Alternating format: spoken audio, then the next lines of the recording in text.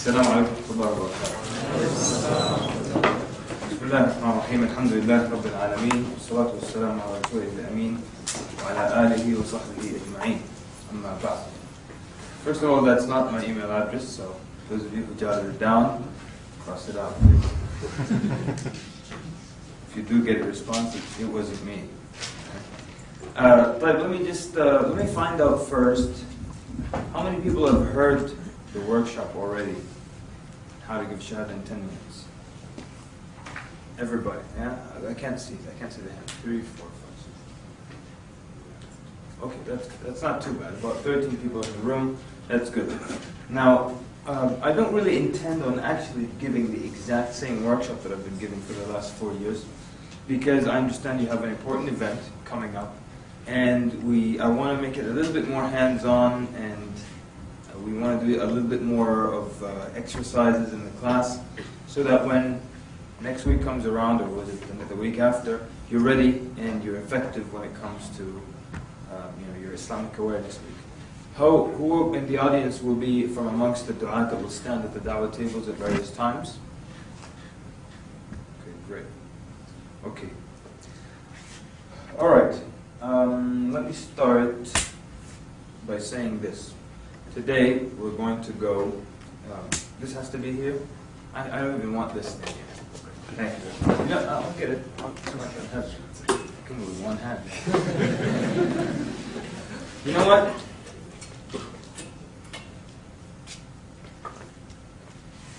I want us to have a lot of fun today, because da'wah is fun. It's not too serious. There's a lot of room for jokes and a lot of room for opinions. There are many different ways you can do it. So I want everyone to relax, and we're going to have to be with each other for the next 2 days, inshallah. So let's enjoy this very much, inshallah.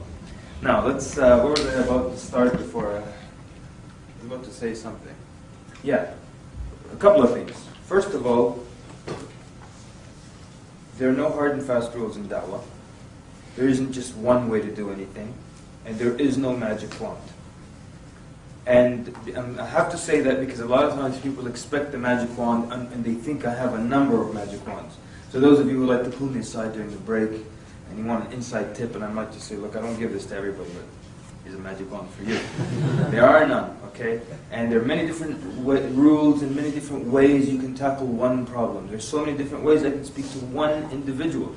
So because of that, I would like to invite you to feel free to take and leave from whatever I say today and tomorrow. You don't like anything I say, just leave it. It's not a problem. If you like something that I say, take it and apply it. I've been doing this for about 4 or 5 years, giving this workshop, and there are two types of people that come to the workshop. There's one group that wants to feel good that they did something Islamic for the week, that they sat at some kind of Islamic event, and they make themselves feel good by doing that. They go home and that's it. There's another group that will attend, and then they're just going to try some of these techniques. They'll just try them, right? These are the people that I get emails from around the world, and there's so many emails that I get from people who heard the workshop just online, not even necessarily those who attended. But from those who attended, there was a 15-year-old that attended, and the next day he went to school, spoke to his best friend became Muslim, and according to his words, and he's better than some Muslims that I know, some born Muslims that I know. There's some revert American living in Saudi Arabia who heard the workshop online, started giving some da'wah to the foreigners there, and this was 3 years ago or 4 years ago. It had about 53 people that came into Islam. And there's another guy who sent me an email from the United Kingdom, and he was listening to the workshop online. It's like 5 parts. He heard 2.5, and he paused it to go get dinner. He said on the way, he met someone who said that, met a non-Muslim. He said, I used something from the workshop. He said something back that was expected, that you mentioned in the workshop. Then I said something back from the workshop to him, and the guy took his shahada, he became Muslim. So he said, I only heard half of the material. What happens when I hear the other half? So, of course, what happens when he hears the other half is that he gets the shahada every 10 minutes, right? No. This is just the title, and I wonder sometimes that people they get really offended and upset at the title. Sometimes it happens. What are you talking about, 10 minutes? It's not a guarantee, it's just the title of a workshop. We're not saying that if you can tolerate me today and tomorrow, everybody you stop and talk to for 10 minutes, they can become a Muslim. And then if they don't become Muslim, maybe you spoke to them for 9 minutes and 50 seconds, and it's not my fault. So the truth is, it's not a guarantee, it's just a title. But also at the same time, people become Muslim, sometimes without you saying anything. And I always tell the story of the guy that I gave a pamphlet to, and basically he said, "What do I do now?" I said, "For what?" I said, "To become Muslim." So it can't be that I'm that good, just throw a pamphlet at him. Otherwise I'd just rent a small airplane and throw pamphlets off at the whole city, But what happened was that he was already searching for the truth, I don't know what happened in this guy's life. And maybe he's been reading the Quran for the last 3 months and talking to people and talking to his friends, and his uncle is Muslim and so on and so forth. And then he's walking somewhere and I give him a pamphlet and he said, "You know what, that's it. That's a sign for me, I'm going to become Muslim." So all I did was just one little part, you see. So, but it is true, there are many people who have taken the workshop, they got a lot of shahadas. I always mention this young man in Canada here, heard the workshop online, I'd never met him before. So he wanted to start a dawah group, and he brought, let's say, about 160 people to Islam, but he retained 95% of them. Now, you'll hear me talking about being effective and being successful as a da'ih.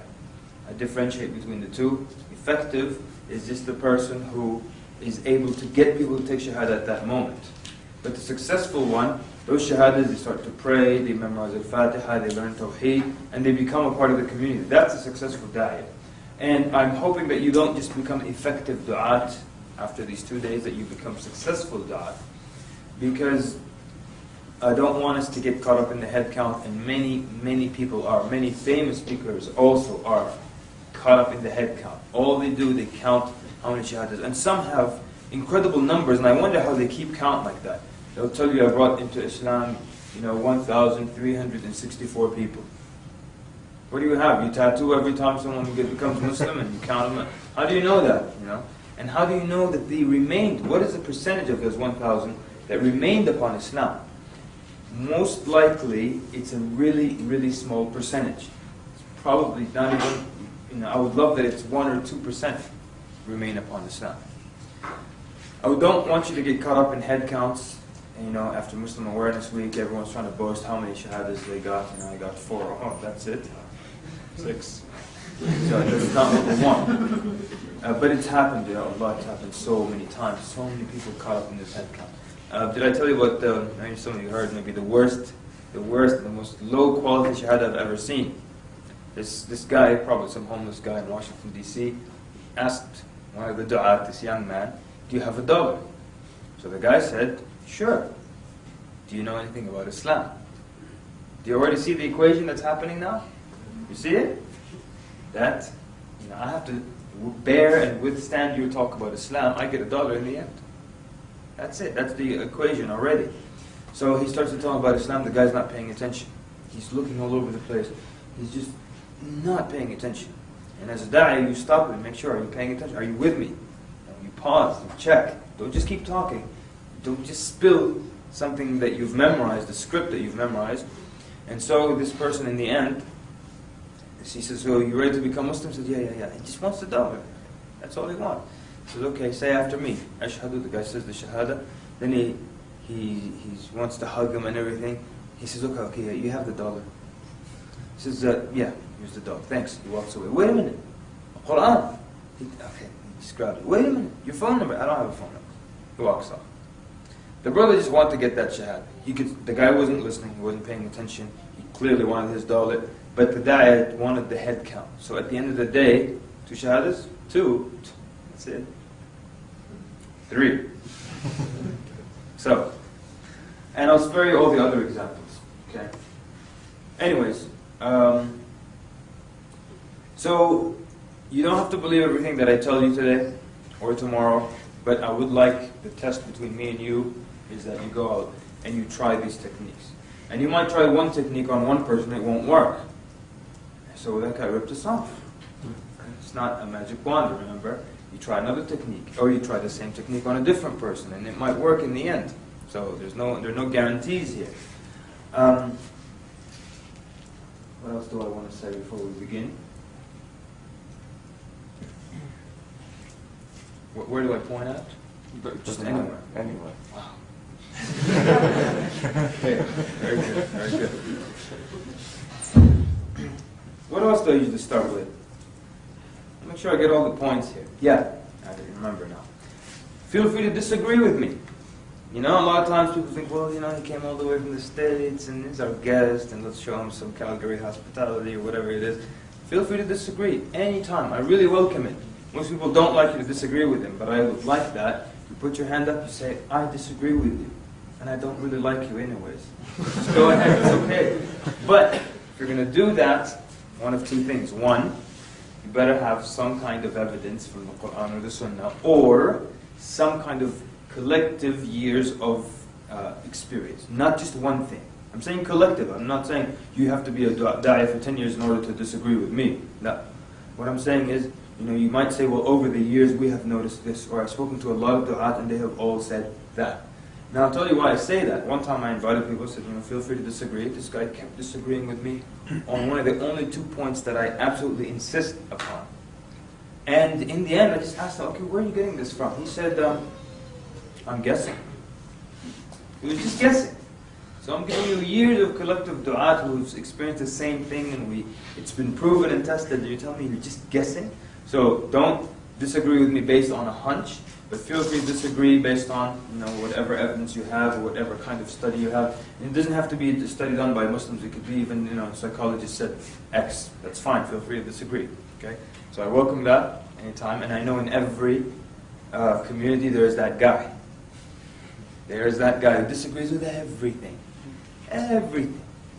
You know? Good morning. It's actually 12:01. It's afternoon. Argue about everything. You know? And just as a joke now, they tell you there was this guy, and they were talking about this guy, these 4 people sitting together. He said, you know, brother so-and-so argues about everything. You cannot sit with him for 10 minutes without him arguing with you. So one of the people at the gathering said, oh yeah? I guarantee you I can go sit with him for half an hour and I'll never argue with him. They said, no way. No matter what you do, no matter what you say, he's going to find a way to argue with you. I bet you I can go and sit with him for half an hour and we can never get into an argument. They said, okay, go ahead and do it. So then he goes to the guy's house. He knocks on the door. Argumentative guy says, who is it? He says, it's me. He said, no, it's not.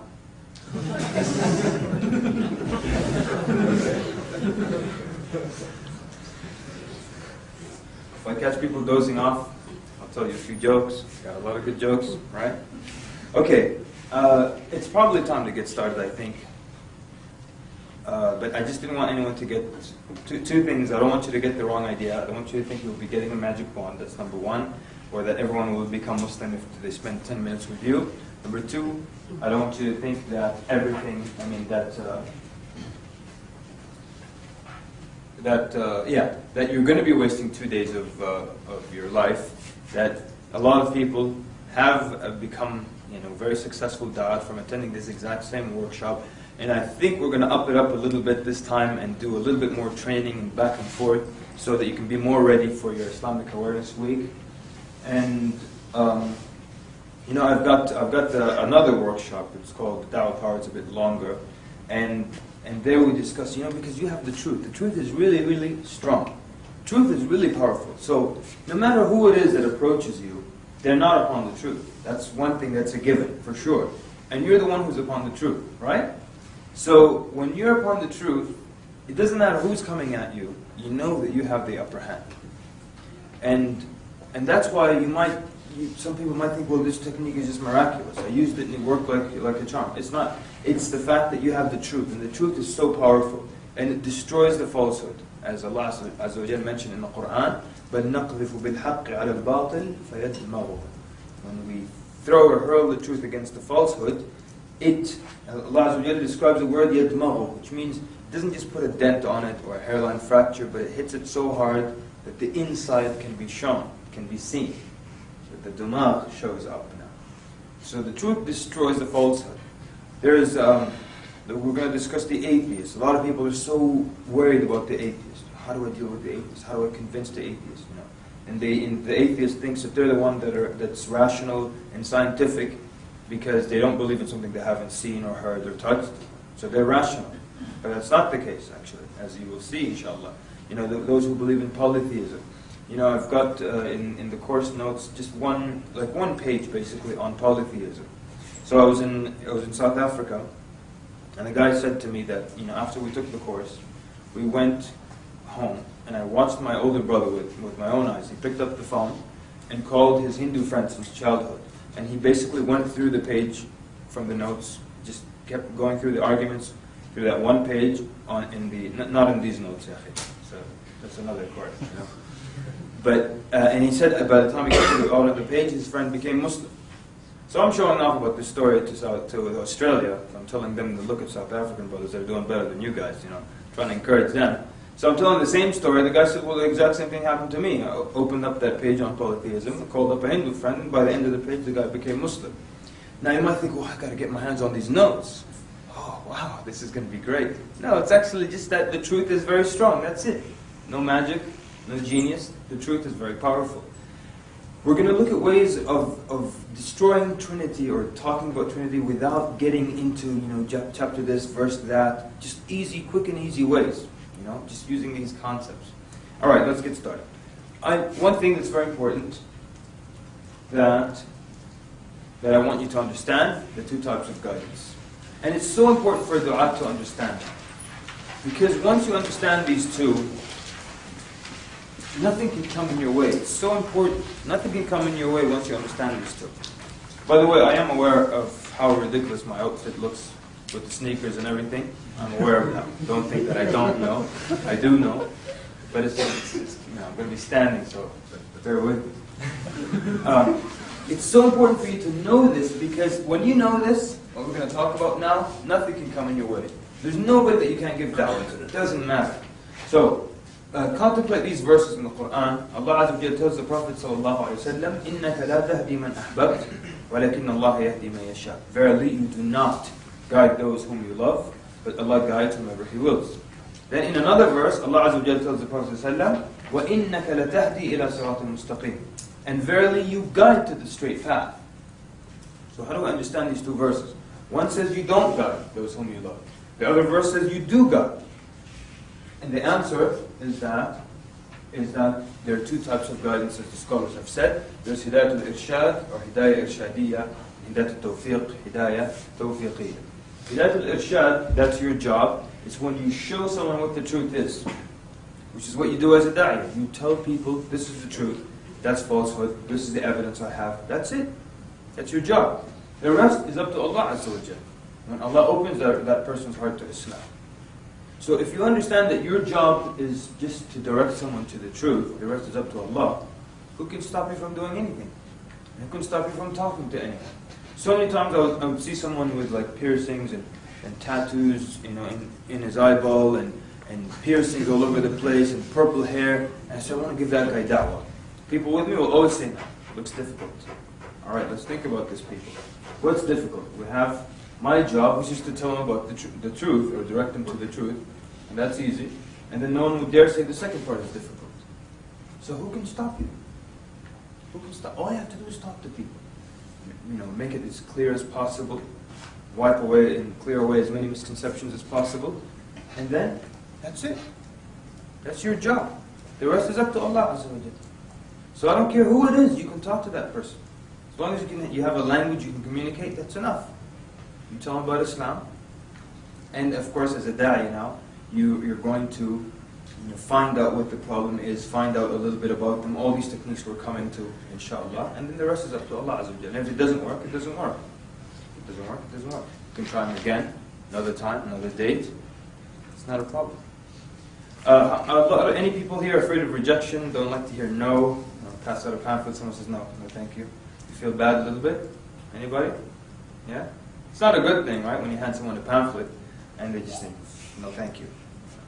They walk away. You're like, so, one time I gave a pamphlet to some lady. She was walking by, and I was asking, what is the purpose of life, ma'am? And she took the pamphlet from me like that. There was a trash can right next to her. She was walking really quick, very smooth, this woman. So she took the pamphlet from me like that, and she said to find Jesus. Do it right in the trash and kept walking. Didn't even stop. Her pace didn't even slow down. What's the purpose of life, ma'am? She took it from me to find Jesus. I chucked it in the trash and kept walking. I didn't know what to do. Never experienced something like that. I was just wants me to walk away.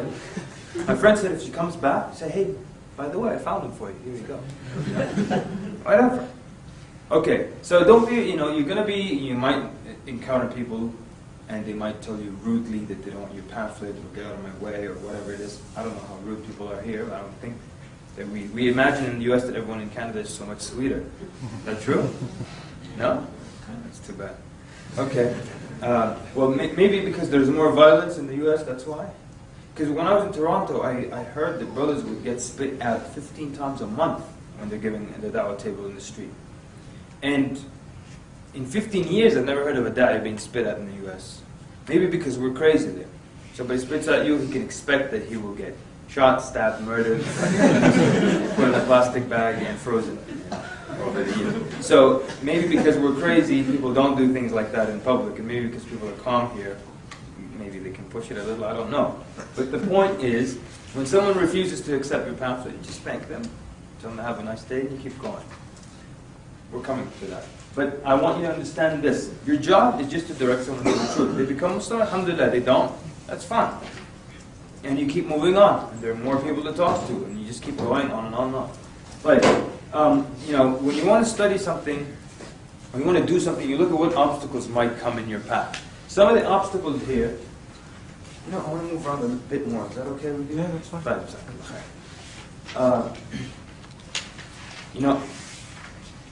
Let me just see. Do you think any of these might apply to you? We're talking about obstacles. What will stop me from going out and giving some da'wah? What will stop me from going out and being an active and effective da'wah? Any of these apply to you, perhaps? Yeah? You don't have to say which one, but yeah? Any of them? Maybe some of you, number 4, you're a bit shy. I feel like I'm a bit too shy, so I can't really go out there, stand in the middle of that, what do you call that room where you have all the action happening? North Korea. The what? North Korea. North Korea? Courtyard, yeah. Courtyard. So I can't just stand there, people are rushing off to class and I'm trying to shove pamphlets in their face. I'm too shy to do that. Maybe that's your problem. Maybe you feel that, I don't have enough knowledge to give da'wah. What if the non-Muslim stops me and says, listen, I want to know what the four madhahib say on this fiqh issue. IslamQA.com, right? So these are some of the problems. One, a lot of people expect instant results. And I want to tell you this, that when you're calling your classmates, roommates, people, co-workers to Islam, don't expect that they'll become Muslim immediately. There are a number of things. One, they could become Muslim, within a short period of time. It could be a couple of months or what have you. 2, maybe you'll spend a lot of time with them, they never become Muslim. But maybe you clear away so many misconceptions from their mind that they sympathize with Muslims. That's good for Muslims. A lot of non-Muslims understand true Islam. That's good for them. It's good when lawmakers understand true Islam, politicians understand true Islam, and they don't believe everything in the media. That's a good investment. You're not wasting your time. On top of that, you're giving da'wah. The act of giving da'wah, you get reward for it. It's not about how many people become Muslim as a result of your da'wah. Just the fact that you're standing and giving da'wah, you get reward for that. True or false? True. And that's why in many verses that we kind of skipped, where Allah Azza wa Jalla says, وَمَنْ أَحْسَنُ قَوْلًا مِمَّنْ دَعَى إِلَى اللَّهِ وَعَمِلَ صَالِحًا وَقَالَ إِنَّنِي مِنَ الْمُسْلِمِينَ. Who is better in speech than the one who calls to Allah, does the good deed, always the action, always calls, does the good deed, and says, I'm from amongst the Muslims. So, you get the reward just for standing and giving that da'wah. Nuh alayhi salam called his people for 950 years, and few of them believed. You're telling me he didn't get much reward for the 950? Of course he did.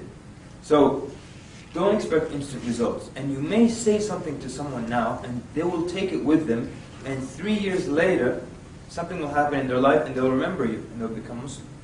We had one person, again, I'm trying to stress this point, don't expect instant results. We had one person in Virginia, and when they would give him da'wah, he would just argue adamantly. Then later on, after he became Muslim, he told them that when I used to argue with you, I was actually internally convinced with everything you said, but I just couldn't lose the argument. See? So when they're giving him da'wah, what do they see externally? He's not accepting the message, but internally he was. So they could have given up because they were expecting instant results. I always joke and say, people now, they expect to start talking to someone in the street. While they're talking, that person's beard starts to grow and grow and grow, and then he's khalas, already a Muslim. It doesn't happen like that. There's a long process that we have to go through. We have to eat kebabs, biryanis, all these things. You just become Muslim like that. Right? Excuse my biryani jokes, you know. And a lot of people think I like biryani because I joke about it so much. I don't hate it, but I've got issues with it. I'll explain it to you later when we talk about some other things. I have an analogy with your speech and biryani. We'll come to that. If I don't, remind me. You know, not having enough knowledge. You have, if you look, we won't disagree. The more knowledge you have, the more effective you can be, no doubt. I don't think anyone disagrees with that. But at the same time, you only need very basic knowledge of the religion in order to call someone to. Same situation with Abu Bakr radiallahu anh. When he became Muslim, he brought to Islam 6 out of the 10 given glad tidings of paradise. So, at that time, there were not many ahkam or fiqh issues that were revealed, or even ayat that were revealed, but he took the little of truth that he knew and he brought people to Islam. You can do the same thing. Now, your best friend as a da'iyah, when you don't know the answer, is to say, there you go, that's it. Who said because you're a da'iyah, you have to have infinite knowledge? If you don't know the answer, just say, I don't know. It's the greatest and easiest thing for you. Your best friend, I don't know. So next time someone asks you, who's your best friend? Say, I don't know. Well, who do you like? I don't know. You understand? Please, people, get used to it. I don't know. It's good. It's easy. It makes your life easier. And it keeps you humble as well. Don't try to wing it. Okay? Be like George Bush, you know. Try to wing it. You make yourself sound worse, or you get yourself in trouble. Don't. But you know what? I know I'm saying this, but a lot of times young men, they just can't say I don't know. We had a young brother, and if he doesn't know the answer, or someone says, I want to ask the sheikh a question, he says, ask me, let me try it. What is it, an exercise? You're going to try it? Let me try it, like it's a game or something. No. You're going to try it, then you might give a wrong statement, and then that person will take it with them and then act upon it. So get used to saying, I don't know. It's really, really good. You know, one of the things one of the great scholars, and they say that when a young man would come to him, and he would tell him a hadith. The hadith, the sheikh memorized it since he was 6 years old. And he knew the tafsir. And he taught it so many times, multiple times. And he taught it in khutab. They said the sheikh would sit and just humbly say, Subhanallah, like he never heard it before. Subhanallah, Subhanallah, Subhanallah. While the young man is telling him the hadith, it's as if he never heard it before, you know. Now, how do we do it now when someone is telling you a hadith and you know the hadith? It's like when someone wants to tell you a joke. You hear the one about the Muslim walked into an airport. It's like, yeah, I heard that one. Stop it. Someone's trying to tell you a hadith and you know it, you stop him now. One time the Prophet ﷺ was one of the companions. Yes, that was Mu'adh bin Jabal. This hadith is narrated in Al-Bayhaqi and in Bukhari and in Muslim. There's a narration there as well, but it has so and so in the chain, so therefore it's weak. Go ahead. I know what you're talking about. Humble people, humble. I don't know. Fine, no, not a problem. Okay. A lot of people feel they need da'wah, and I'm sure all of us in this room feel, I would like to get some da'wah. I would like to increase my iman to this level or my knowledge to that level. But the truth is, when you go out and give da'wah, it increases your iman. It was addictive in our school in the good old days. There were so many people who just came down when it was da'wah day. Because they wanted it, and it made them feel good to pass out some pamphlets and talk to people. It made them feel good. So it's not like you wait for your iman to increase before you go out and give da'wah. Your iman increases as you give da'wah. So try that. And at the same time, the scholars say, if you wait for number 2 and 3, you will wait your whole life till you go to your grave. And they say if you ever wake up one day and number 2 and 3 are there 100%, know that you've gone astray. If you ever wake up one day and say, iman is 100% today, that's good. Knowledge is 100%, I'm ready now. Look out world, here I come. No, look out world, here comes your bid'ah, because now you've gone astray. Number 4, we spoke about that. You know what the cure is for number 4? Who knows? What's the cure for number 4? Anybody? What? Yes, someone's shy. What do I do to this guy? What's that thing called? Courtyard? North Courtyard. North Courtyard. It's like when you first go into it, like a cold swimming pool. That's a very, very nice analogy, sir. I like it. Very clever. So, it's like a cold swimming pool. When you jump in a few seconds, you're okay. That's it. You know what? No matter how many years you've been giving da'wah, you always feel awkward in the beginning. Especially if you stop for a while, you're like, oh man. I have to start standing in front of people, yelling things at them, trying to get them to stop, eye contact, things that, it's not me to do these things. Yeah? But you know what? You call the first guy. You call the second, third, and that's it. You're used to it now. What about another solution for a shy person? How could you help another shy person? How could you help them stand there in the north courtyard and pass out material and not be shy? How can you encourage them? Yes, sir. Take him with you first. Yeah. So that way he walks to you and gets more comfortable. Okay, so you're that good? Okay, so try to be with Brother Radwan on that day. You know? To get your confidence, boost and everything. Be with him. So yeah, go with someone, have a partner with you. You could be two inexperienced people as partners, but they will encourage each other. Or one more experienced person, you go with them, and then you first time, second time, and that's it. It gets better. Number 5, one problem is a lot of people don't know who they're talking to, and they assume, and they just keep going through their script. You tailor your talk based on the individual, all right? Because, what if I told you right now that there's someone out there who needs, he or she, there's just a person out there that needs da'wah. Can you prepare your script here and go out and read it to them? Who can do that? Because if you can do that, I'm going to sit down, I want to hear from you, because that's incredible. No one can do that. Because what if you open that door and you go out, and that person was a woman, for example. So and this is a brother now going out, you're expecting to shake hands, my name is so-and-so, what's your name? You go out and it's a woman, suddenly it's a different story, So, what are you going to do? So that means when you go out there, you tailor that talk based on the individual. Tell me, is there a difference between speaking, and I'm going to give you a list of people, tell me, is it different in approaching them, male or female? Different. Rabbi, or priest, or atheist. Very different. Old person or young person? Different. Someone your age? Also different, right? What about the environment where you're standing? What if it's like a busy street, a lot of cars, a lot of buses making noise, and you're trying to talk, you have to yell over that. Does that make a difference? Yeah. What if you're in the library, you have to be quiet? Makes a difference. So your environment affects your talk. The person affects your talk. The weather affects your talk. Does the weather affect your talk? Yes. Yes, it does. If it's summer and the butterflies are out and everything, and you can tell them about the beauty of this religion, therefore you can even use big words. But when it's cold, you're like, so just say La ilaha illallah and let's get this over with. You understand? So everything affects your talk. Everything affects your talk. So because there are so many different scenarios and situations and people and belief systems, the da'i has to be malleable, bendable, flexible, like metal, You have to be malleable, you have to be flexible. You have to adjust to situations. And sometimes you're going down a path and you discover something about the person. You have to change a little bit. One time I was talking to someone in the street, and he had a son with him. And it seemed like it was just like a father and son thing for them. The father wanted his son to be a man. Maybe the kid was 10 or 11 years old. So every time I spoke to the father, because naturally I think he's a decision maker, the father was just mostly concerned about me addressing his son. So every time I'm talking to him, he will say, you are talking to both of us, right? He wanted me to acknowledge his son as a man. So now I've got to talk to this little guy. Okay. So basically, then I look at him and I forget again. And he tells us, you are talking to both of us, right? And then I look at the kid again. Now in retrospect, I think I should have just tried to get the kid to take the shahada.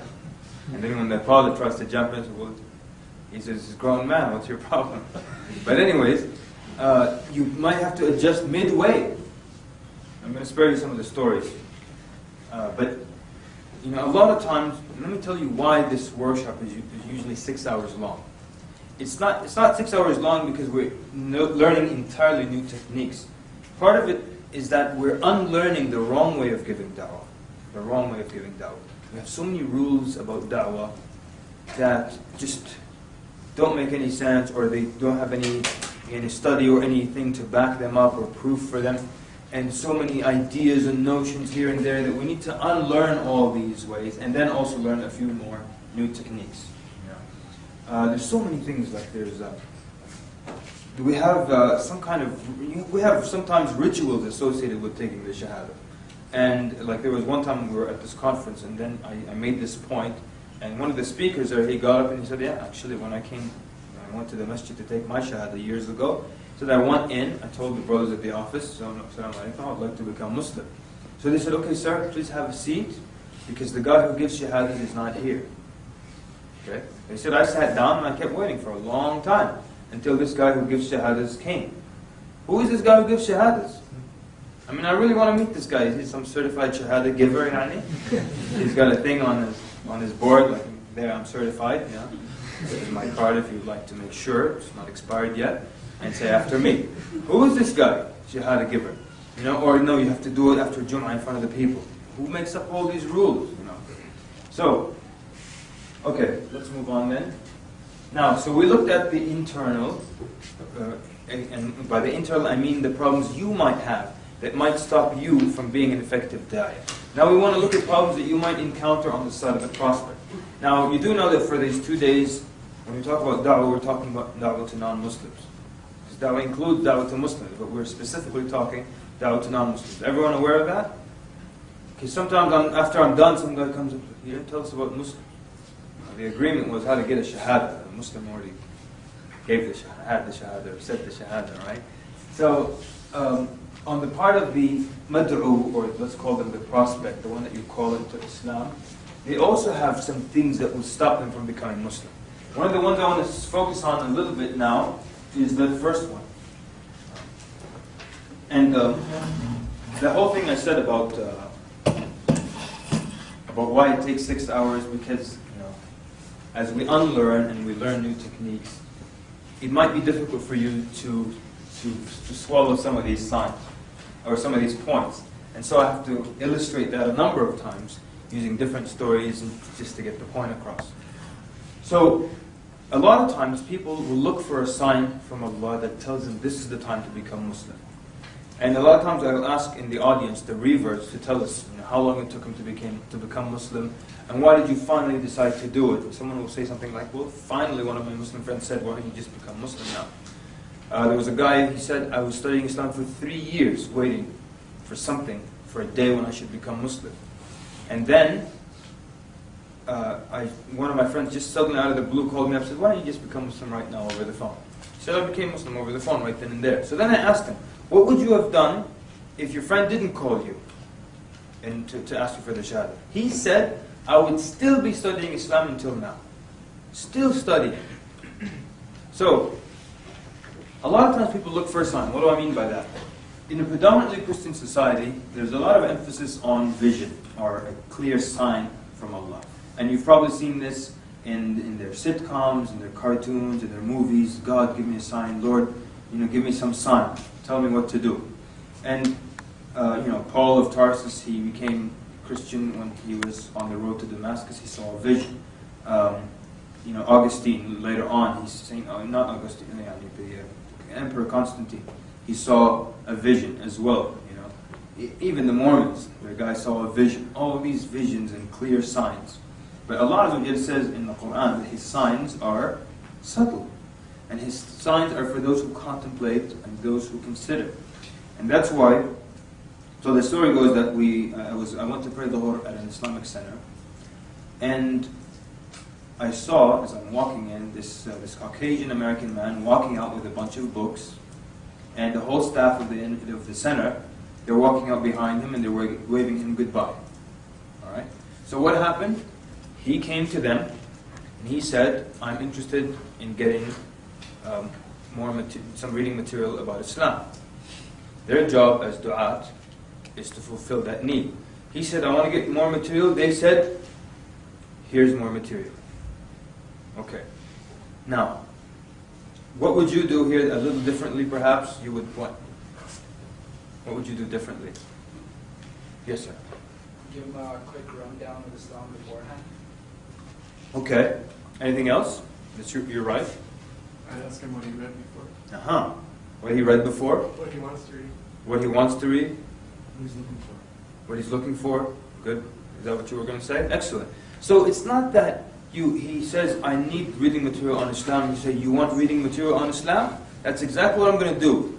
I'm giving you reading material on Islam. That's it. So, come on, you want to try to sell some more a little bit over here?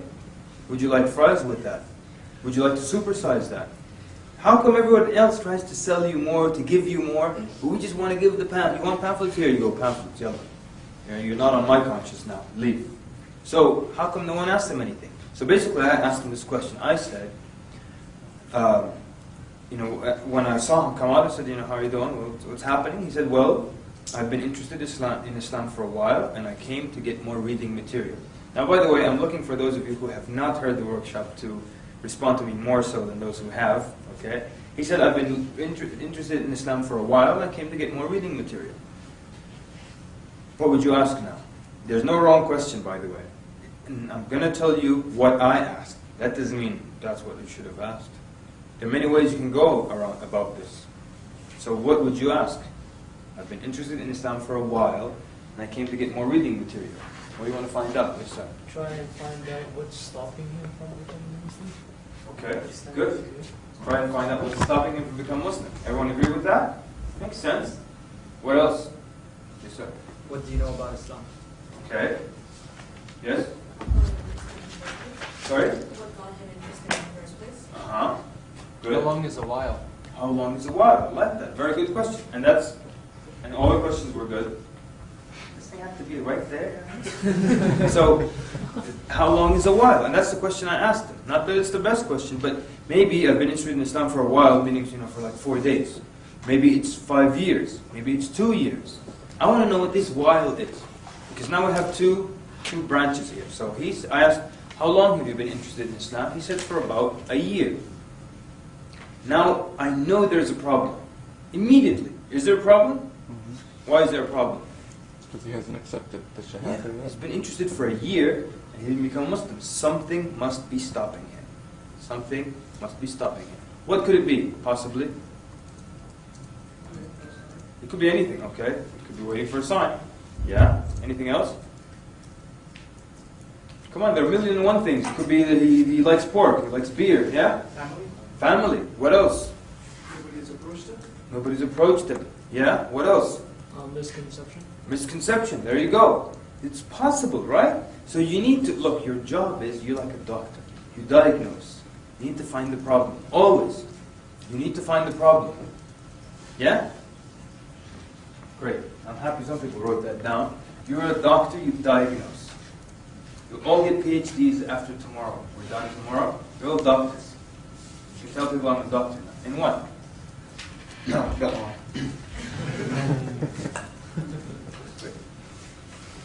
Look. So, look, one more time. He said he's been interested in Islam for a year. He hasn't become Muslim. You can conclude there's a problem. You need to find out what the problem is. So, give me some questions you can ask this person. What's stopping you from becoming Muslim? What's stopping you from becoming a Muslim? What else? That's right. You're right. No one's wrong. Yeah? What do you guys think about Islam?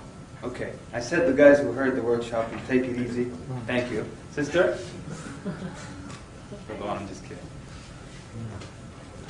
There's no wrong answer. No wrong question. Whatever you want to ask.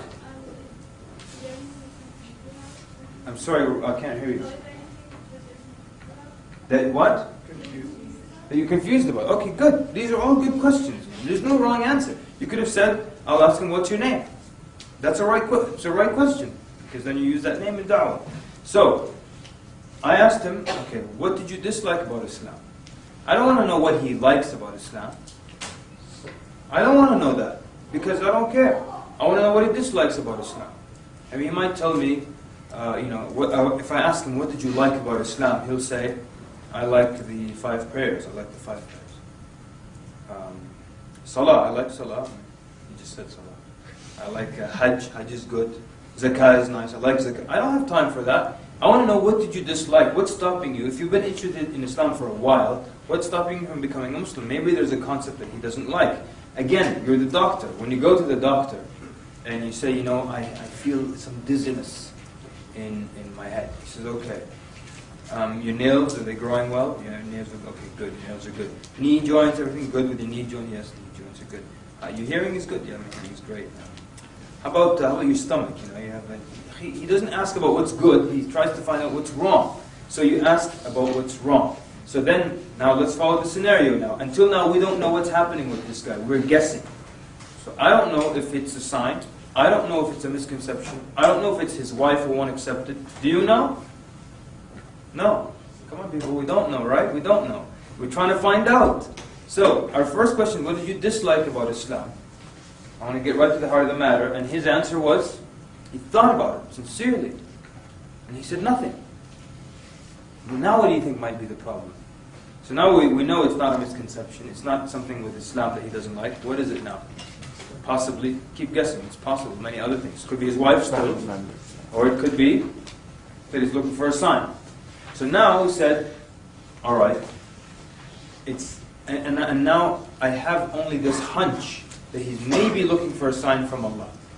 So I'm going to test it. And if it's not, I'll go for maybe it's family member or other influence. So I said, okay, I think you're actually looking for a sign from Allah subhanahu wa ta'ala. Because, I'm guessing he's of Christian background, and most likely he wants a sign, and many times, people who, before they become Muslim, they keep waiting for that day when they just feel that this is the day to become Muslim. Everything is so romantic these days, I mean, it really is. Everything is romantic, and that's not a bad thing, it's good, I think, right? But, so there's too much emphasis on, they want to wake up one day after a good night of sleep, and they go like this, and then there's a robin singing on their windowsill, and the sun is out, and it's just, everything is so romantic. They say, this is the perfect day to become a Muslim. And I always tell people, it's not that romantic. It could be just some, some imam with a broken accent is a little harsh. Come, say after me. And it's just, a very difficult situation. There's nothing romantic about it whatsoever.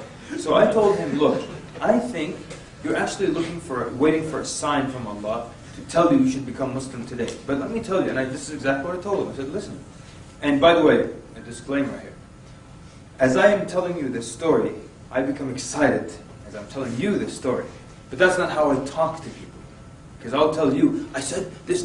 But I don't speak to them like that. I speak very calmly. But I'm only excited now telling you this story. So you speak to people very calmly, and very mature and calm and sane manner. Right? So I was telling him, look, the signs of Allah, they're very subtle. You don't expect a deep voice to tell you to become Muslim, or a beam of light to show up in a dark room or anything. Allah says in the Quran that verily, in these signs, إِنَّ فِي ذَلِكَ لَآيَاتٍ لِقَوْمٍ يَتَفَكَّرُونَ أَوْ لِقَوْمٍ يَعْقِلُونَ. Verily, these things are signs for those who contemplate or those who consider. There's another verse in Surah Ar-Ra'd, the thunder, in the beginning. So, if you contemplate the signs of Allah, you'll recognize it's a sign of Allah. If you consider, you'll find out it's a sign. It's not like neon signs. The signs of Allah are subtle. So I told him the signs, Allah tells us in the Quran that His signs are subtle. You already got your sign. What's His sign? Can you tell us? I told him you already got your sign. Someone who hasn't heard the workshop. What are His signs? He's already extolling about Islam. That's why he said it up in Muslim. Okay. So he's, the fact that he's in the masjid, he's been reading about Islam. What else? That you're actually speaking to him? Possibly that I'm speaking to him. What else? That there's nothing that he dislikes about Islam. Isn't that a good sign? So I told him, listen, and use those things to convince the person. So I said, look, now, how many people hate Islam? You've been interested in Islam for about a year. How many people believe what they hear about Islam in the media and have so many issues? I asked you, what did you dislike? You can't think of anything. That's your sign. Allah made you, out of millions of people who hate Islam, someone who loves his religion for a full year. You've been interested in it. You can't find anything wrong with it. That's your sign. And there was that simple, people. Not because, miraculously we said a few sentences. We said, inshallah, the right sentences after doing some kind of probing and questioning and diagnosis, So basically, I told him, I think we should become Muslim right now. And you have the rest of your life to read these books and many other books. And you're going to keep reading just like all of us until we go to our grave. So he actually just became Muslim right then and there. Now, how long was that talk? It was short. You know why it was short? When you diagnose, when you find and you address the exact issue, it becomes a short talk.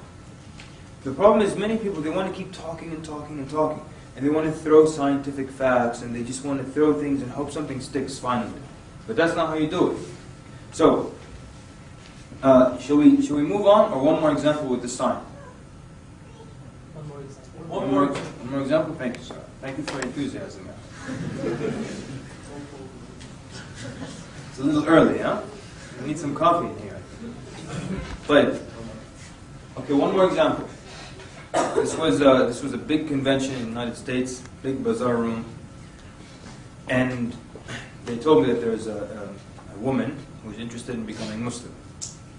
So I went to her. It was this African American woman, probably in her mid to late 40s. Her name was Adrian, and she was standing in the middle of the bazaar room with thousands and thousands of Muslims. So at the minute I get there, I've been told it's a woman, but I don't know what her story is. Does she know anything about Islam, or she knows zero about Islam? Is she atheist, Baptist, or just some other denomination? I don't have a clue. So I need to find out. So I came to her, said, I heard that you're interested in Islam. She said, yeah, I'm quite interested in Islam. I said, how long have you been interested in Islam? Does that make a difference? Makes a big difference. She said 3 years. So now where am I going? Where's your mind going now? 3 years. Now you're thinking, go ahead. What's the problem? And it could be what? It could be many things. Sign, could be misconception, could be family members, this and that. And in her case, first of all, she said that. No, so now I said, do you know much about Islam? She said, yeah, I read some books about Islam. So you believe that Allah is one? She said, yes. You believe that the Prophet ﷺ was actually the Prophet of Allah? She said, yes. The 5 pillars make sense? Yes. And I think we did a review of the 5 pillars. You could do that in 50 seconds. Fine. So now she has the ingredients of becoming a Muslim, right? So if someone has the ingredients of becoming a Muslim, what's your next step? Go ahead. Now, if they have all the ingredients of becoming a Muslim, then you ask for the Shahada. Make sense? They have all the ingredients of becoming a Muslim, you ask for the Shahada. If they're missing them, don't ask for the Shahada. Maybe not. But she now had everything, the 5 pillars, the Tawheed, the Prophet ﷺ. So I said, you should become Muslim then. He said, no. Now I need to find out what the obstacle is. So she said that her fiance told her, when you're going to go to that Muslim convention, don't come back as a Muslim. Now how do you clear that? How do you clear that? How do you fix that? Yes, sir. Well, I mean, in her way of thinking, she went as a Muslim. Possibly. It's very possible. I mean, you could argue with, tell her that, you're basically there, you just have to say it. What else? Yes, sir? You discussed the importance of either following or taking the opinion of her fiancé or taking the opinion which is expressed in Islam. I didn't quite get you. I'm sorry. But I think you're on the right track. What would be more important to her? Uh-huh. What her fiancé says about Islam or what she's hearing from us? There you go. Very good. Yes, sir? What is your fiance's problem with Islam? Okay, that's possible. Yes, sir? Kind of along those lines, but also why did you bring him with you? Okay, that's possible. Yes, sir? Should we do it secretly at first and something gets out? Okay. Yes, sir? Nothing's wrong here, by the way. Yeah? Could you say, you never know when you're gonna die? Uh-huh. And keep pushing that thought further. You might die by the time you go home. So, okay, very good. So now, what we're getting her to see is that, you're reminding her of the akhirah, people. It's Allah and His eternity in the hellfire versus, this guy. And that's basically what I told her. So we fixed this problem very quickly, actually. Said, okay, listen. On the Day of Judgment, everyone will stand in front of Allah by themselves. Allah will call you by name. And you will be held accountable for your deeds. And you will be held accountable for everything. The disbelievers, they will just be held accountable. So your boyfriend, or your fiancé, or your family or father, nobody will stand and answer on your behalf. So you're responsible for your deeds. So then basically we took care of that, and that was the end of that problem. So now becomes, because now there was an obstacle, we fixed it, you ask for the Shahada again, right? Because that was what's stopping her in the beginning. So ask for the Shahada again. She said, no, I just want to, just not ready, want to take my time, or want to see how things go. So I figured maybe she's waiting for a sign from Allah. Now let's see, maybe I was right, maybe I was wrong, I don't know. So I'm testing it. I told her, look, I think you're waiting for a sign. Let me ask you this. If you were going to get a sign from Allah, if Allah wants to tell you you need to become Muslim, will you expect to be walking down the street and then you see a big neon sign that's flashing that says, Adrian, become Muslim right now? She said, no, I won't expect something like that. So you might expect that sign of Allah to be subtle a little bit. She said, possibly. I said, like some short, annoying man with glasses telling you need to become Muslim right now. So she laughed, she said, that's possible. So then I'm trying to get her to see that, you've got your sign from Allah. So I told her, listen, and you're not going to find anything phenomenal about what I'm about to tell you. It's very simple things. You're just trying to get someone in front of you to think. I told her, how many Muslims are in this room right now? She said, thousands of Muslims. I said, how many non-Muslims do you think are inside this room right now?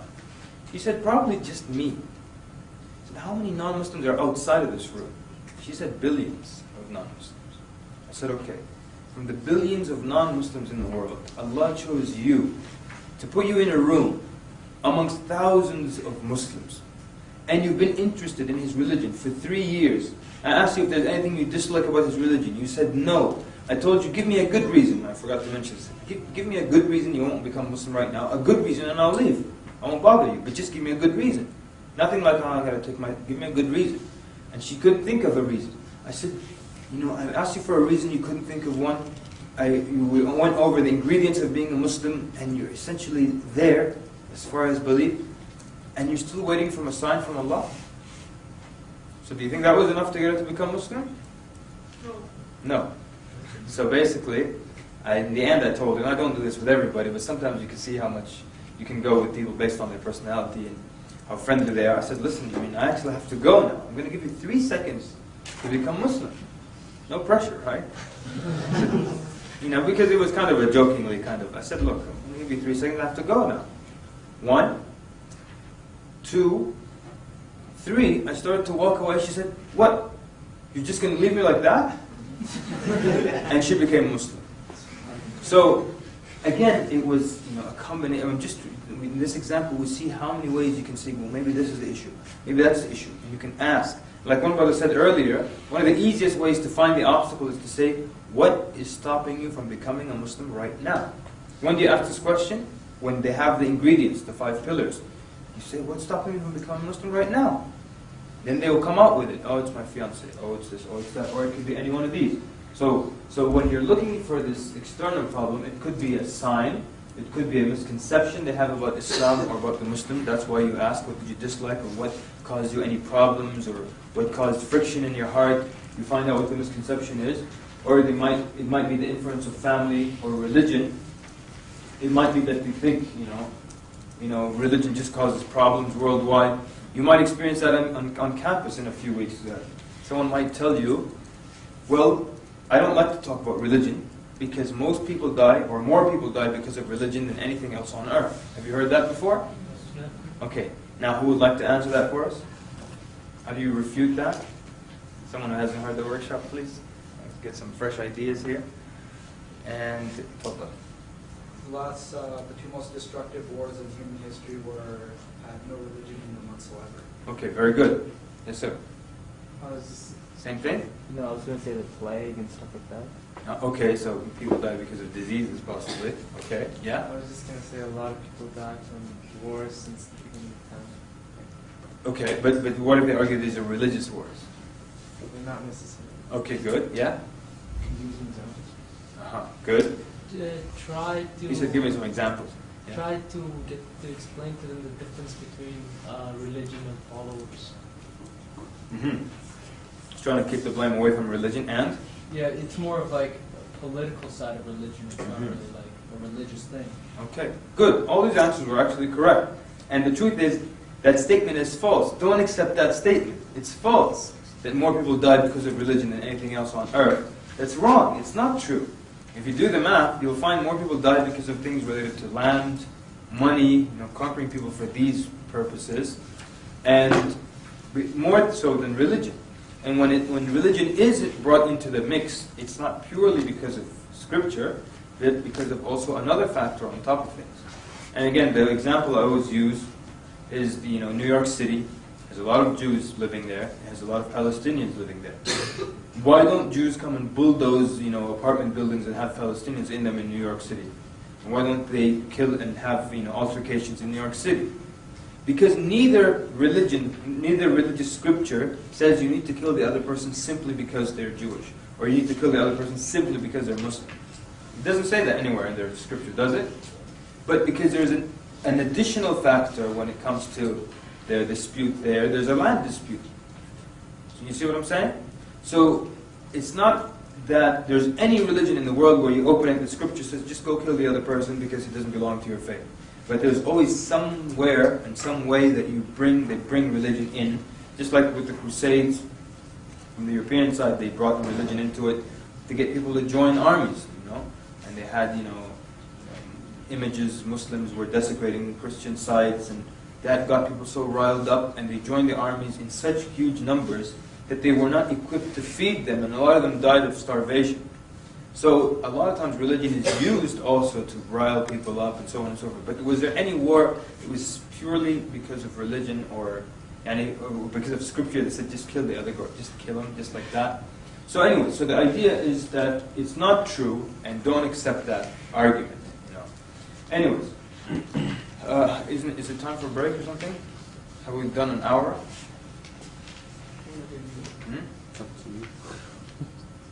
I don't want people to get too bored.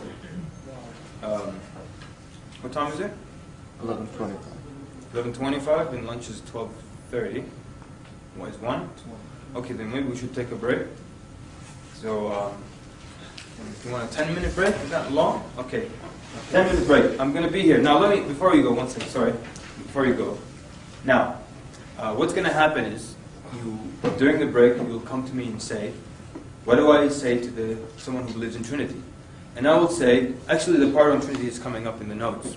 Then someone else will come and say, what do I say to the one who's an atheist? And I will say, actually, if you wait with us, it's coming up in the notes in a little bit. Then someone will come and say, how do I deal with the Hindu? And I'm going to say, well, you know what, Hindu is coming up in the notes in a little bit. So, I welcome all your questions. Ask me any question related to something we've already discussed, because there's a lot coming up. So try to ask me about things we've discussed. Say, I didn't understand that slide, or you skipped this slide, what is that saying? And so during the break, because we don't have too much time, and I want us to get as much as we can out of these 2 days. So my break is not my break is for you. I'll be sitting here, and maybe next break will be entirely for the sisters, or a portion of lunch will be for sisters so they can ask their questions. So 10 minutes, inshallah. Sallallahu alaihi wa sallam.